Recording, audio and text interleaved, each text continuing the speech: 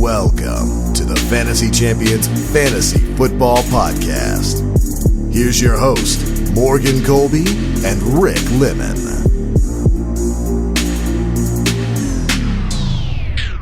Welcome to the Fantasy Champions Fantasy Football Podcast. My name's Morgan Colby. I got Rick Lemon right next to me or across from me or whatever. What's up? And we're the Fantasy Champions. Well, I'm a fantasy champion. Too soon? Even though it's been like 4 months? Too soon. Well, I mean, I didn't lose the championship to you, so that's... You almost did, though. All that matters. You were one game away from losing one game. To me. We are excited to bring you sleepers on today's episode of Fantasy Champions. On today's episode, we'll talk about the running back sleepers of 2019. It'll be our last sleeper show, and then next week we move into some interesting episodes that'll also probably bore you to sleep. So be sure to listen. Before we get into our question to start the show, be sure to go to Twitter. Look us up at the Fantasy Champions. Give us a follow. Follow us on Instagram at the Fantasy Champions. On Twitter at the FF Champs, I should say. And then go to facebook.com/the Fantasy Champions and like us on there. Subscribe wherever you listen, Apple Podcasts, Spotify, Stitcher, YouTube. Click the bell for notifications on YouTube and make sure you subscribe.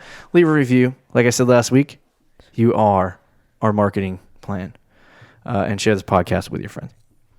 Let's move into our question to start the show. Are there any guys you've changed your mind on in the last few months? There is. There's one guy. I was thinking about this question. I was like, who was I very high on? So I looked at my list. You know, a guy who I like, and I still don't completely dislike him, but there's just a lot of hype now that kind of came out of nowhere. Our boy, Julian Edelman. Yep. That's a good one. He was a good one. Kind of like under the radar. Because now that I think about it, I'm avoiding him when I do my mock drafts. I'm not drafting him anymore. But a few months ago, he was going in the 9th round, right? Just about like the very early 7th or 8th. Yeah. He was like, I would say like the 8th round, and we were talking about, man, look at his numbers last year. He was so consistent, half PPR. He's gonna get catches. Yeah. Last year he got touchdowns. Well, now he's going. You know where he's going right now? Where? I just looked this up. He's the first pick in the 4th round. So almost a 3rd round pick. No. He is flying up boards. Yeah, that needs to stop.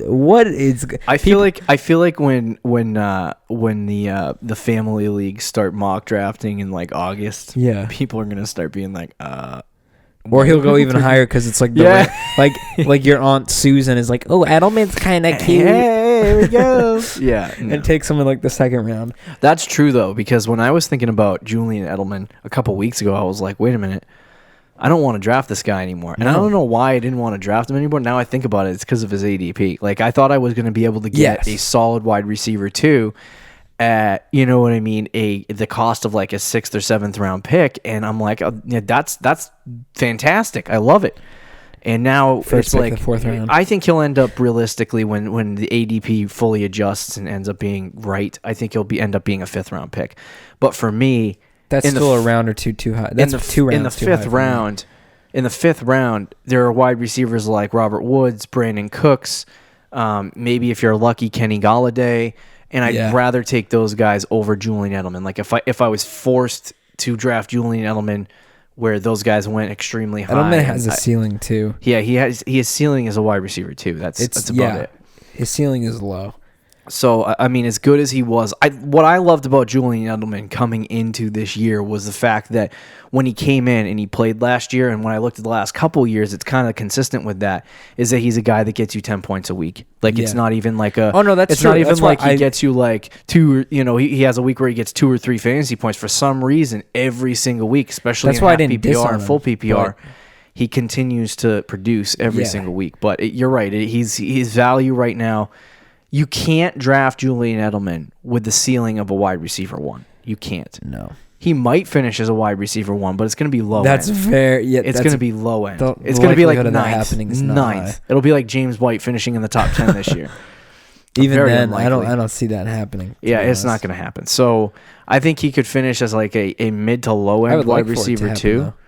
If he falls to me in the 6th round, I'll take him. Yeah, probably. But there are other guys that I'm taking there. Like if Calvin Ridley is on the board and I'm sitting there. I might take him over Calvin Ridley, but it's close. I like Calvin Ridley over Julian. Look, I like the ceiling. It's close. Calvin Ridley does have a higher ceiling. Yeah. When you're getting into the that's 6th what we're talking round, about, though. For me, I'll take a higher ceiling than a lower floor. That's fair. So I think for me though, like if you were to get Julian Edelman, not to ramble on about Julian. But if you were to get Julian Edelman in like the 6th round, that's going to be a solid guy that you're like, okay, my wide receiver 2 didn't work out. Stefan Diggs is so inconsistent. I'm just going to trade him and slide Julian Edelman in there. Then that works. But if you're getting him in the 3rd round, you're kind of getting screwed. Yeah. Oh, big time. Yeah. So mine is a man that I hated 2 months ago, 3 months ago, and now he's starting to grow on me a little bit. And there's a lot of different reports that came out. That he's lost a ton of weight and that he's gotten, more physically fit. Yet, no, he looks like he gained a few pounds. Patrick Mahomes. I saw a picture of him the other day on the internet. I'm like, oh boy, his offseason bod is coming in strong. Yeah. But anyway, my guy is Aaron Jones. I did not like Aaron Jones last year. I did not like Aaron Jones the year before. I didn't like Aaron Jones in college. Wow, that's kind of mean. I really didn't like Aaron Jones at all. I didn't like his running style. The thing that's changed my mind on Aaron Jones is the fact that Jamal Williams blows. Number 1 sucks. Yep, Jamal Williams is not a good running back. The thing that made me nervous a few months ago was that the new coach Matt LaFleur said that Aaron Jones was going to be the number 2 guy. Was going to be in an RBBC, not the number 2 guy. I don't know why I said that. He was going to be in an RBBC, and Jamal Williams and him were going to split snaps, and that made me a little bit nervous. But I figured out the reason why he said that. It's because when he came in, management told him that Aaron Jones always comes in from training camp, always comes into training camp, always comes into mini camp out of shape, not ready to play, and then it takes him a couple months. You notice how Aaron Jones always performed well at the end of the season? Aaron Jones now is in shape. He looks healthy. They're raving about how fit he is. And so I think that can earn him a starting role in this offense. He has talent. He has all the talent in the world. He can produce. He's going to be used in the passing game. He's going to be used in the running game. And if they utilize this guy like a workhorse back, and I'm talking 250, 270 touches, he is the one running back that's getting drafted in the 4th, 5th, and 6th round that averages 1 fantasy point per touch. Do you know who else averages that? Saquon Barkley, Todd Gurley, Melvin Gordon. Yeah. So Aaron Jones is a guy that can finish in the top 10, most definitely. Like if he gets 260, 270 touches, the guy's going to give you 270 half PPR fantasy points. Yeah. So I'm like, that's what gets me excited about Aaron Jones. But the thing that makes me nervous is that Matt LaFleur took a whole season to figure out how to use Derrick Henry. That's true. If they don't utilize him properly at the beginning half of the season, you're going to get screwed. Yeah. For the I think by the second half he'll be good, but like Aaron Jones is just I started to fall in love with him, looking at his numbers, looking at the way he produces and plays. Yeah, could he be a bust? There's a chance, yeah, but the reality is that if he gets the touches, he's going to be good. He's in that kind of range too, where there's like 7 or 8 running backs that are kind of all around him. Yeah, he might be the best one. He might end up being the best one out of those guys, though. I think he has a very good ceiling. He's a 5th rounder, right? He's going last pick of the 3rd round right now. Oh wow! So moving up a little bit, but I mean, like, let me check other ADPs. Devontae Freeman's going right there. Josh Jacobs is a 3rd round pick now. Yeah. Wow. Oh, flip. Derrick Henry, Kerryon Johnson, Philip Lindsay, like they're all kind of in that same range.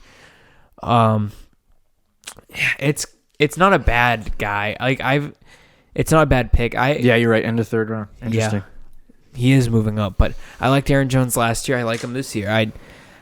I just don't know. Is that a 12-team league or a 10-team? 12. This is 12 team, so it's kind of inflated a little bit, but so it's kind of like 4th round and 10-team. Yeah, I mean, if you're getting in the 3rd, 4th, or 5th round, I like him in the 4th round though. I don't mind him. Right. Kerryon Johnson or Aaron Jones.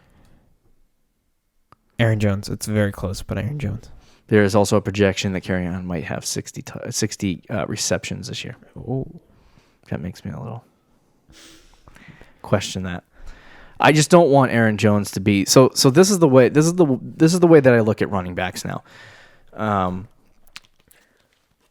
Is that last year I was sitting on the board in the 3rd round. Yeah. And you were behind me. Yep. And I took Jordan Howard, and you took. Oh wait, never mind. You weren't right behind me. You were in front of me. I was behind you. Were you? Yeah. Somebody took. I had the option of drafting Christian McCaffrey and Jordan Howard, and I thought McCaffrey was going to fall to me because I knew you weren't going. I knew deep down you were not going to take. You were not going to draft Christian McCaffrey. But the guy after you, like the next pick, was like, "Wow, this guy didn't take McCaffrey. I guess I'll take him." Yeah. And then it was my pick. Last year when I was scouting guys out, I said that Christian McCaffrey's too small, and my draft plan had Jordan Howard in it. I was like, I want Jordan Howard. This is my guy. I was an idiot. So I was like, I don't know why I love Jordan Howard so much. But the one thing that I realized is that when you're drafting running backs early, mid rounds, late rounds, I don't draft guys. I don't draft guys like Derrick Henry, and I don't draft guys like Jordan Howard anymore.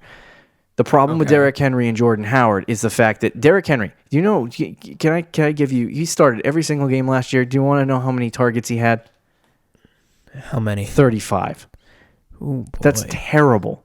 Deion Lewis is on the team for a reason. He's not like, that's the problem with Derrick Henry. I think for me, and Derrick Henry is going right now in the 4th round, right around the same spot is where I didn't take Christian McCaffrey. So now what I do is I say, okay, the first question is this guy a good running back? The second question is, can this guy catch the ball?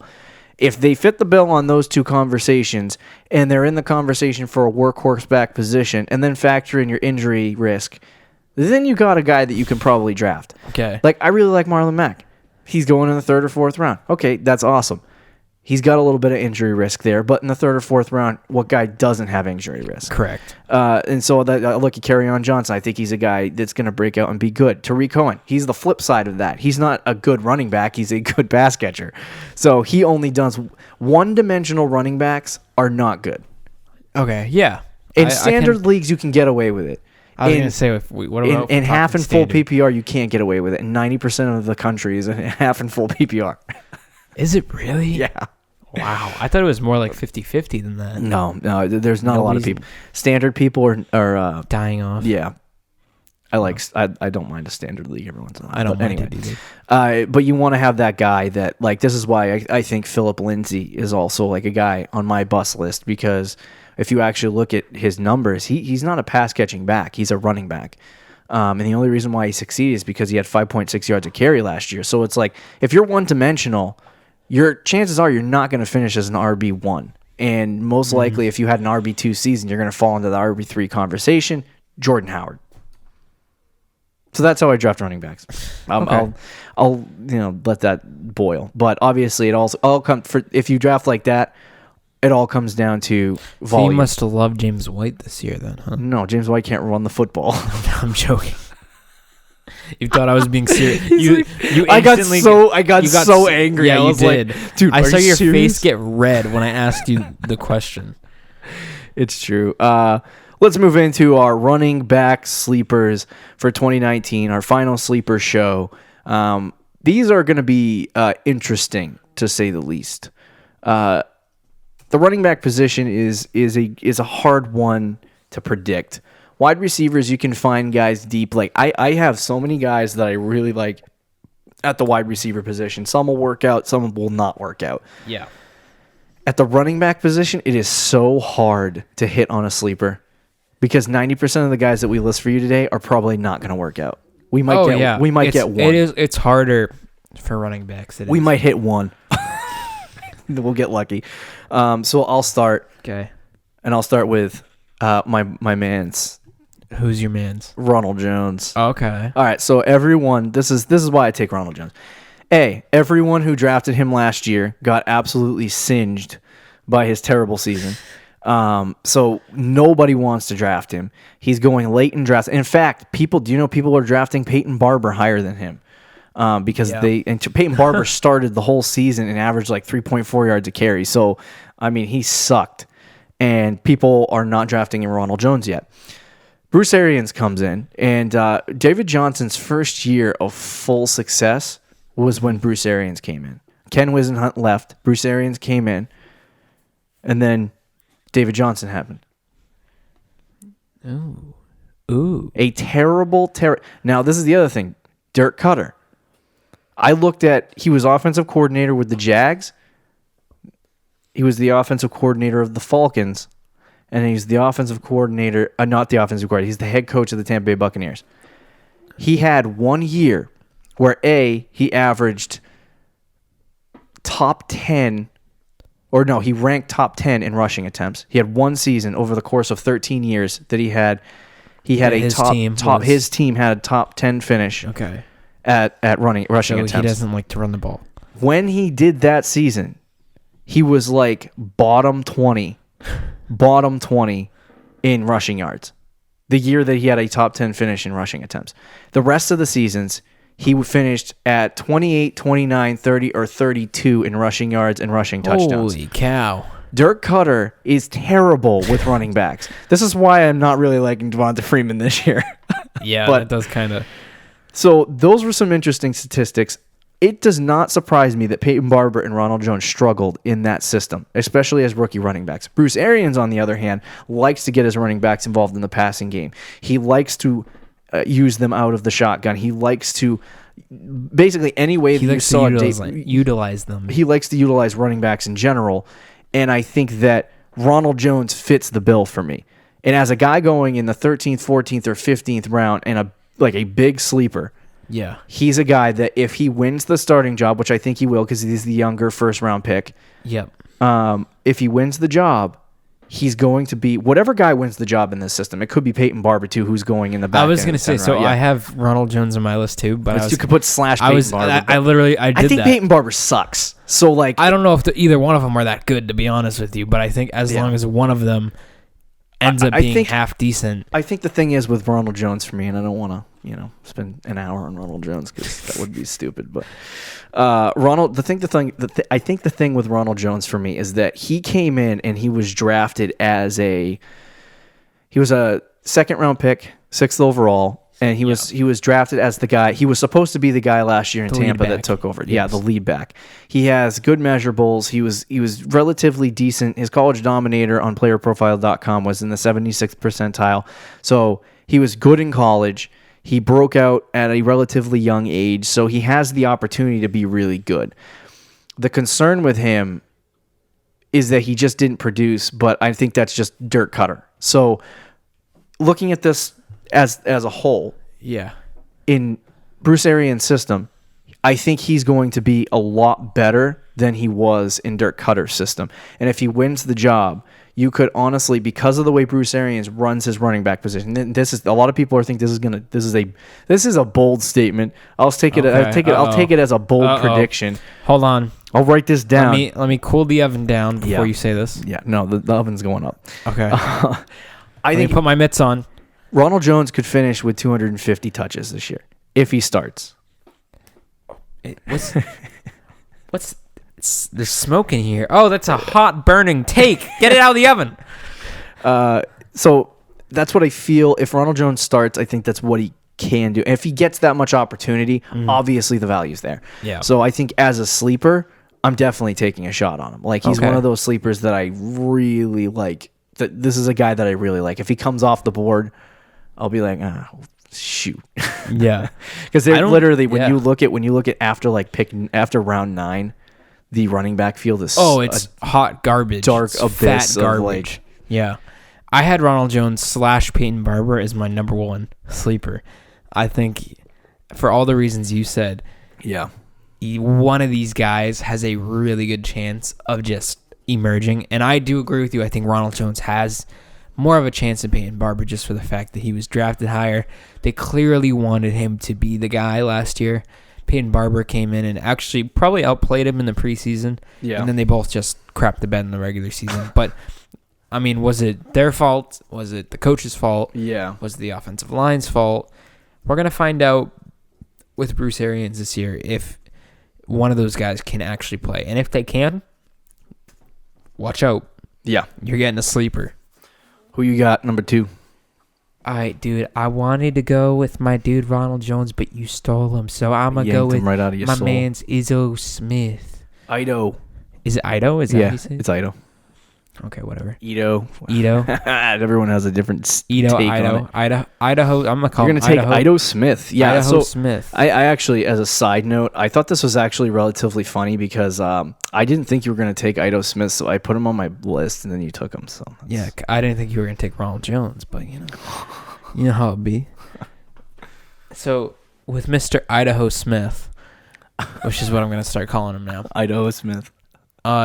So Oh boy. now that Tevin Coleman is gone, Does that mean Ido Smith likes potatoes, or because Idaho? bro, he's burned my mind, dude. Yeah. My last 3 brain cells right now are deciding if he likes potatoes. That's 3 brain cells. So Tevin Coleman gone, bye bye. Yep. You know who's still on that team and who's the lead back? Devontae Freeman. You know, Devontae Freeman doesn't really like to stay on the field, does he? No, he likes to sit at home and He watch. he likes having his paid vacation. So as we all do. Now, Devontae Freeman, the likelihood of him getting hurt. I'm gonna need a vacation after this conversation. So are my brain cells. The likelihood of Devontae Freeman getting hurt is pretty high. Yeah. So Mr. Idaho Smith, Yep. if that happens, is going to luck out. And if you're drafting true. him at the end, like just he's where is he going right now in drafts? Oh God, I don't even know. Undrafted. He might even be good. Yeah, I think he's Probably. going like 15th round. Like, I'll take him. So let's say you take him in one of the last 3 rounds, just to throw him on your bench. Now all of a sudden Devontae Freeman probably gets hurt. Yeah. I don't want to say inevitably, but most likely he gets hurt. Right. Now for at least a few weeks, you have arguably maybe a low-end RB1, Yeah. high-end RB2 in that Falcons system. So this take for me is kind of disregarding everything I said about Dirk Cutter in the previous sleeper. I do like Ido Smith or Idaho Smith. Idaho, bro. I do like Smith because I think he, like you said, he has that potential to have the starting role. And the way that they've always utilized running backs, Dan Quinn specifically, is in that workhorse role. So if a guy like, and I think he's talented. Like, I don't think Tevin Coleman was good. He wasn't. I don't think Tevin Coleman was really talented. I think Idaho Smith is talented. So looking at him, I think there's a good chance at injury. I think the other thing is, wasn't Tevin Coleman actually relatively good as the second running back for the was Falcons? actually decent, yeah. They liked using him. So for me, I think that Ido Smith can catch the ball. I think he's big enough to be a workhorse. His college target share 88%, which means he's going to be a great pass catcher. So in a happy PR, you might be able to utilize him a lot in the passing game. And so I think there's a lot of good things to be said about having Idaho Smith on your team. I think he could finish as a low end RB2 this year. I just rolled it. I think he could finish as a low end RB2 even with Devonta Freeman in the lineup. If he comes out, kind of spicy. I think he boosts up like 4. Yeah. Like RB4. But not RB4, I'm sorry. I didn't mean to say that. I think he mid-range RB2, but 4 spots is what I meant to say. So I do like Ido Smith. I think he's talented enough to be a good running back. And I think he showed signs last year of being relatively decent towards the end when it was just Tevin Coleman and him. And Yeah. so he could be good. It's a deep sleeper to say the least. But I think that when you get, like we just said, in the 9th round and beyond, running backs are so hard to find. Yeah. And it's like, this guy might be a guy that you can find. And tough. it could be a gem that a lot of people are like, how did you know that? Yeah. 90% of the leagues have him on the waiver wire, and some guy picks him up, and we drafted him. Past the 9th The fantasy round. champion community drafted him. Oh, there you go.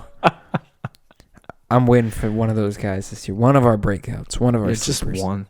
Can we get one, please? But yeah, We'll get no. one eventually. Hopefully. We say that about your championships too. But Oh, God. I'm kidding. No, you're not. You're not kidding for a second. I'm very happy, but I'm kidding.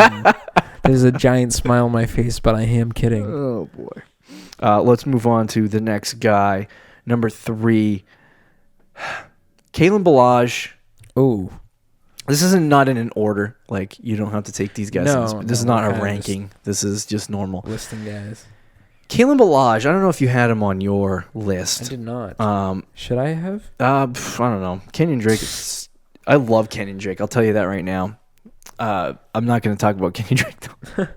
He's it's interesting. So, Okay. Chad O'Shea is the new offensive coordinator so he basically is going to run the offense for the Dolphins. He came from New England where they like to utilize pass catching backs. Kalen Ballage is a good pass catcher. So if they do the same thing with Sony Michel, the same thing that the Patriots do with Sony Michel and James White, you could see Kenyon Drake, who's a good pass catcher. A lot of people are going to be, oh my God, Kenyon Drake's a good pass catcher. What are you doing? No, I just know how Chad O'Shea likes to run an offense, similar to how the Patriots like to run an offense. So Kenyon Drake, who I hope ends up being the workhorse, probably won't end up being the workhorse, and he'll be a guy that just goes on the ground 3 downs, and then they'll bring in Kalen Ballage on 3rd down and on pass plays. If that's the case, Kalen Ballage is a good candidate for a low-end RB2, like another sleeper late round draft choice. He's going undrafted. Yeah, he's another running back for me that's going undrafted. I keep taking these undrafted running backs. He's going in the 14th, 15th round. Yeah. So like, when you talk about getting that late in drafts, if you're taking your last bench spot is where you're going to kind of put him. But so for me, if Kenyon Drake, he doesn't normally get hurt, but if he does get hurt, Kalen Ballage comes in, and I think the other thing to note is that Kenyon Drake is in a contract year, and if it's safe to say that Kenyon Drake is going to test the market and try to leave Miami, just because he has been utilized so improperly for so long. Yeah, if you were Kenyon Drake, would you want him? I would leave. Yeah, so Kalen Ballage would be the assumed next step. It might take 6 to 8 weeks into the season for Kalen Ballage actually to take that step he's a guy that you have to invest in and just wait on. Don't drop him 5 weeks in and go, he sucks.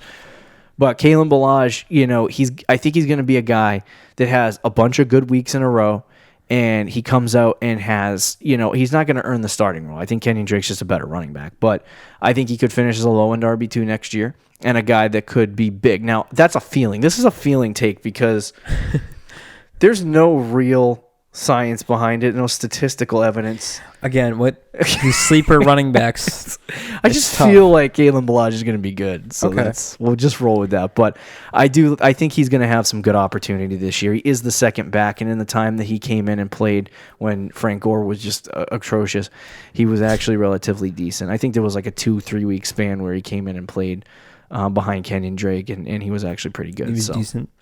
The Dolphins do have a history of using multiple running backs. So. I just hope Chad O'Shea does the right thing because I do like Kenyon Drake. Yeah. It would be unfortunate for things to go in the other direction. It's just meant to be for him being stuck in the abyss forever. So I'm going to go with your guy, with this next guy. All right? Yeah. Your man. You're probably going to talk about him more than me. And I will be okay with that. Rolls Royce Freeman. Rolls Royce. So I love your rolls. Mr. Royce Freeman. Last year, wasn't at this time of last year, and a little later, I think like July and early August, or late July, he was going in like the 5th round in a lot of leagues. Like late 4th, early 5th. Yeah. Then Philip Lindsay came out of nowhere, took the spot. Royce Freeman just fell off the map. Right. Not entirely his fault. But now here, people are sleeping and have completely forgotten about Royce Freeman. He's Rolls Royce probably more talented than Philip Lindsay as a runner. Definitely. As a runner. Philip Lindsay not a pass catcher, so anybody, more talented all the Philip Lindsay fans probably hate us, especially you. I know. Oh yeah, me? Yeah. I don't completely dislike Philip Lindsay. So it's why it's because he's a good player to root for. He's like an undrafted player that you want to, you're like, oh, I hope this guy works out. Like for me, fantasy wise, I'm just telling you. Oh, you don't care. I'm telling you exactly what is going to happen with Philip Lindsay. He's not going to be good. Wow. I mean, we'll see. We'll see about that. He's boss. like, I don't know if I want to jump on that take. Stop being so subliminal. I don't know if I want to jump on that take. I'll jump on other takes, but I don't know about that one. 784 pound running back that averaged 5.6 yards a carry, and that's undrafted. That is why Royce Freeman is on my sleeper list for the first thing you said. Can you just slowly this time rattle off his height and weight? He's 5'7", 184. Okay. To me, 21st percentile body mass index. Very hard to be a workhorse. So that means he's fat and short. Wow. Just like my never mind.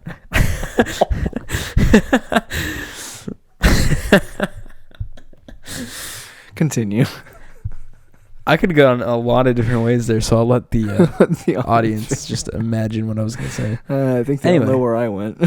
Royce Freeman, unlike Philip Lindsay, is kind of fit to be a workhorse back. A chubby Lindsay. Philip Lindsay.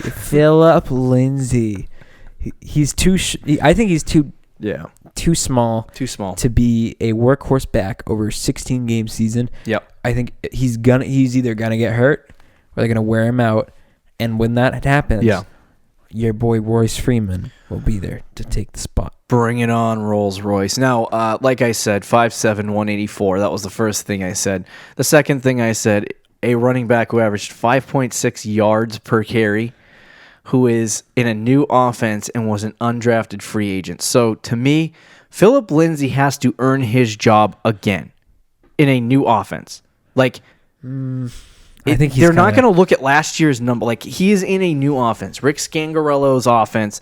He can't slack off, but I don't think he can't slack off. Necessarily has to earn reports it. out of training camp is that he's been slow and fat. So is that coming from Morgan Colby? Yeah, from my mind. No, seriously though, they're not fully impressed with Lindsay. He is an undrafted rookie, and I think you can overperform what you actually are. Sure.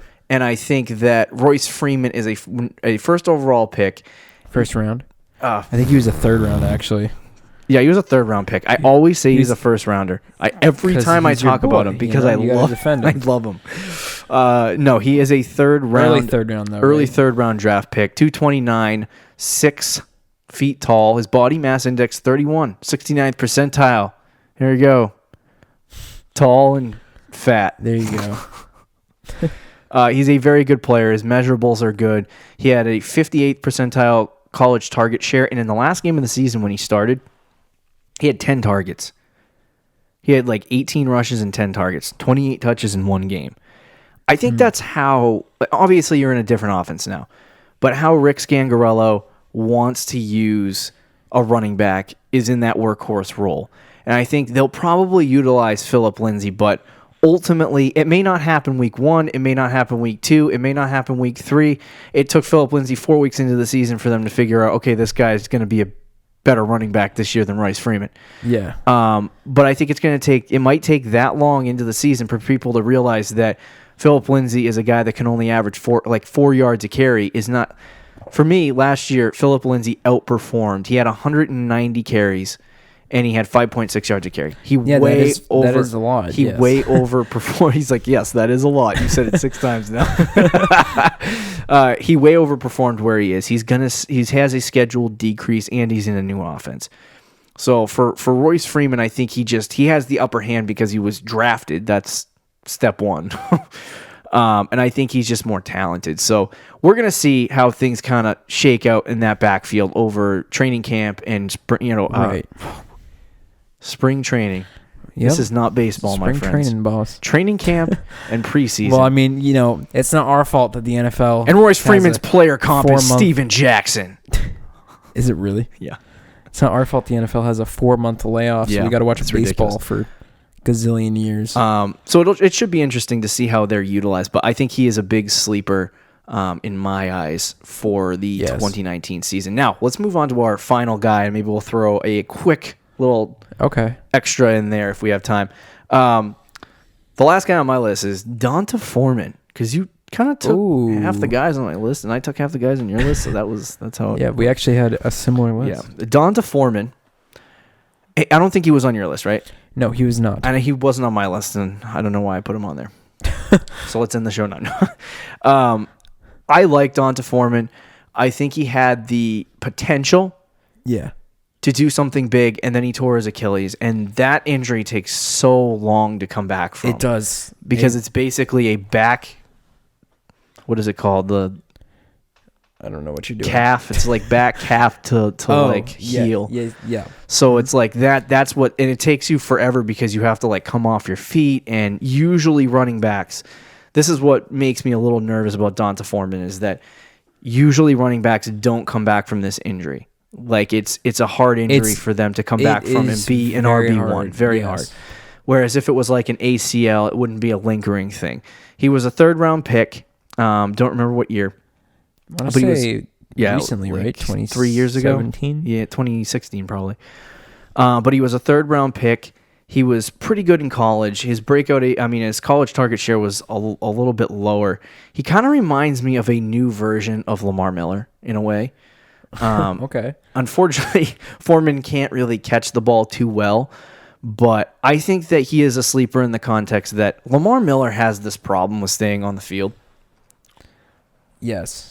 So I feel like, and no running back has really been 2017, by the way. 2017. There's no running back in that offense really has had a massive season. Now, I think like when he came out in 2017, he was like, I think if you remember, he was getting drafted like, what was it, in the 7th, 8th round? Yeah, it was pretty decent. It was pretty high. And then even after that, when even like last year, he was getting picked as like the 10th guy, and he didn't come back all season.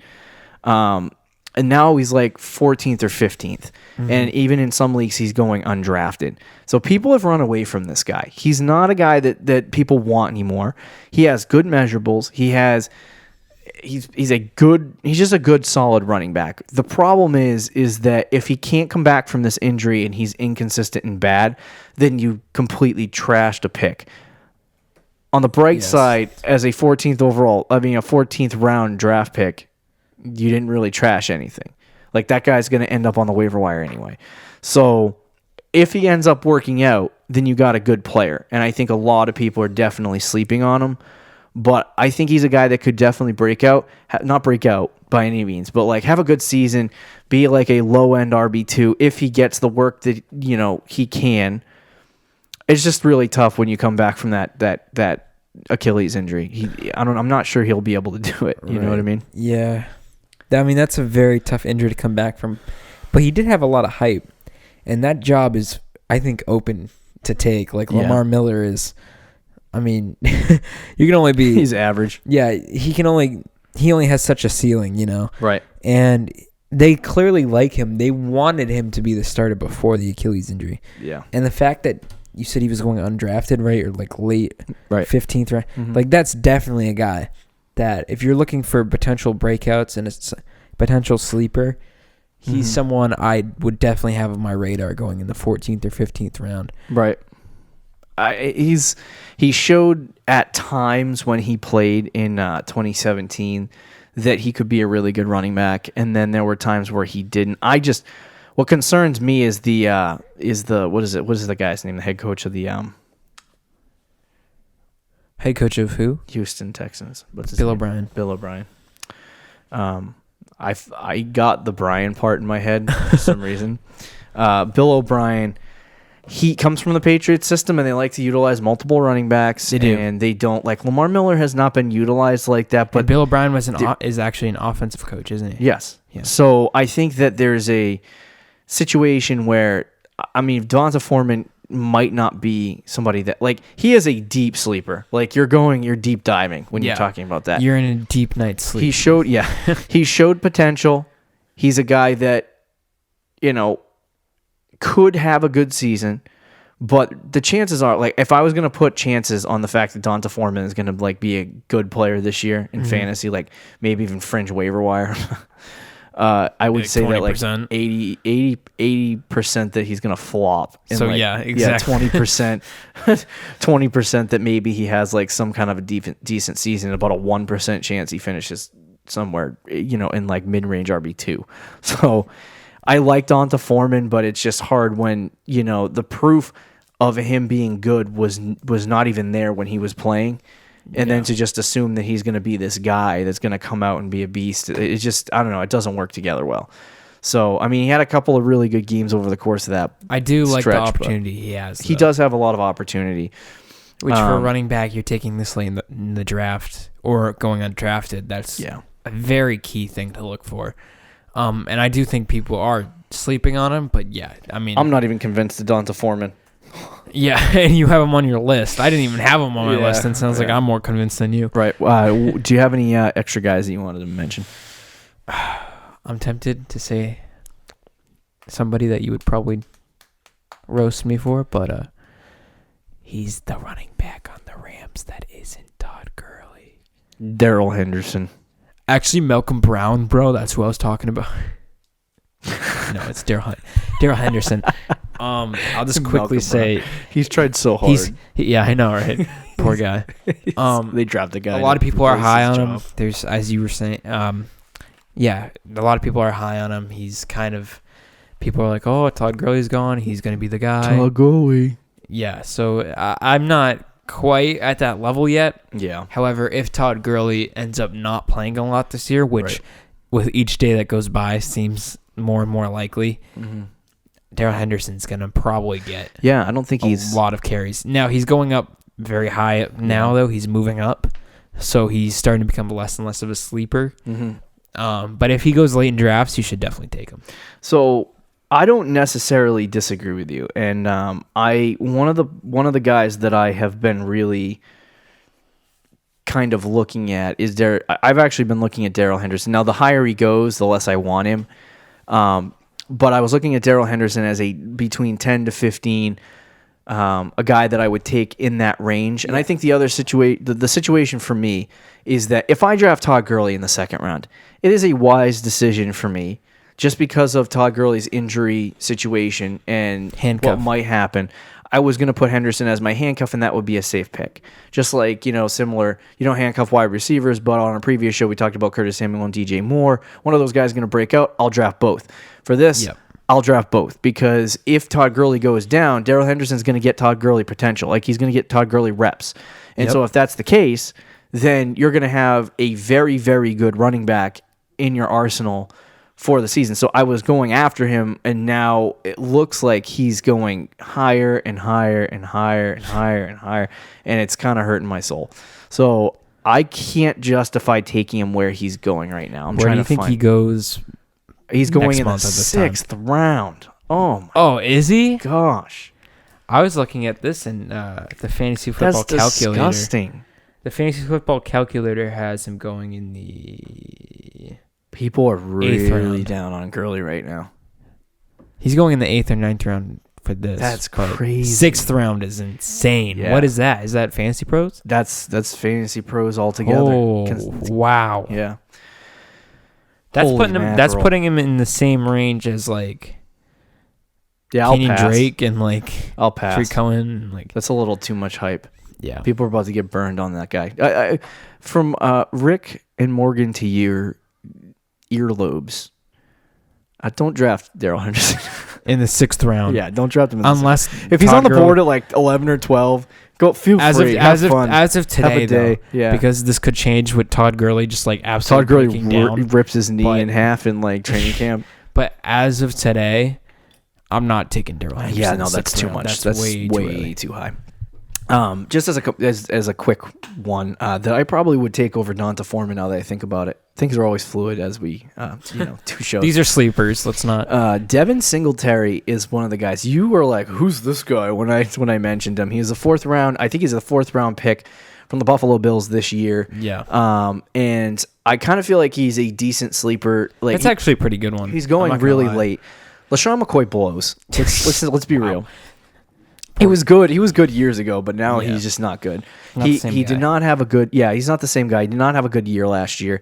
He got all the opportunity in the world, and now he's not very good anymore.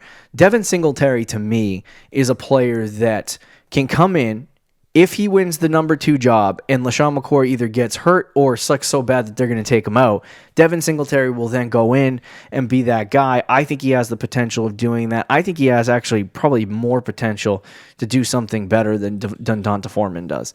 But when we're talking about that, we're talking about the 15%, Right. the 20%. Yeah.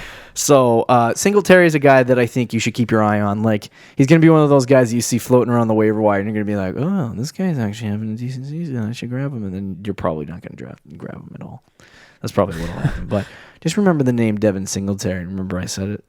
Okay. I'll keep that in the back of my He's brain. like, I'll keep it in the back of my brain.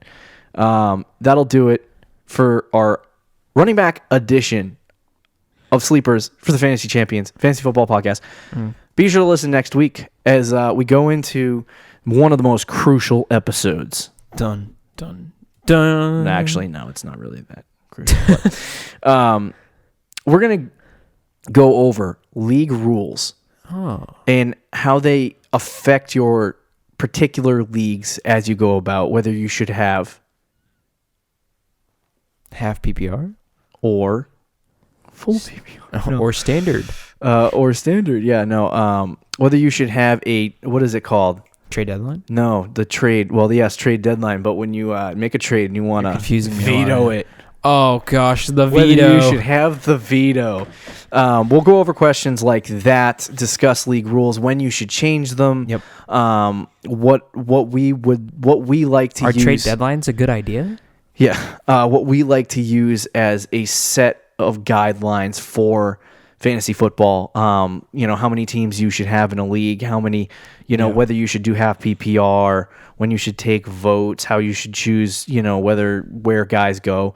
And so leagues you can always be creative with, but we're going to go into a lot of league rules, some questions that you have. Yeah. People are trying to start leagues and they have a lot of questions on what's the best way to go about it, what's the most fun. Yeah. We're going to kind of be talking about that next week. Yeah, definitely. You got any closing issues? Listen, you're taking Todd Gurley in the 3rd round, all right? All day. I'm taking Darrell Henderson in the 4th round. AP that's all how day. That's how you do a real handcuff. You take them back to back. Real talk. Take him 1 round. I had the 10th overall pick. You know which what? means I'm gonna have the last. Just take Darrell Henderson. Just do it. I'm having the last pick in the 3rd round, right? And the first pick of the 4th round. I'm going Gurley. I'm just gonna and pick Henderson. backwards. You heard it here first. I'm just gonna pick backwards. Dude, that's such a good idea. That's how we're gonna win our Like league. first overall, I'm going I Chicago Bears D. I bet if you picked backwards in a random league on NFL.com, you'd still win with waivers and trades. I bet you'd be able to make. We the should just playoffs get at together least. and We should flop try a draft. That. We should flop a totally draft. try that. Just completely blow it. Draft all the guys And who see we if know we are can going to bust. See if we can still win Yeah. the championship. Yeah. That's like kind of a cocky attitude, but That it really is. We'll keep you updated with that one. Yeah. See you next Tuesday, Fantasy Champs. peace out. Thank you for listening to the Fantasy Champions Podcast. Make sure you subscribe on iTunes and YouTube and follow us on Twitter @TheFFChamps.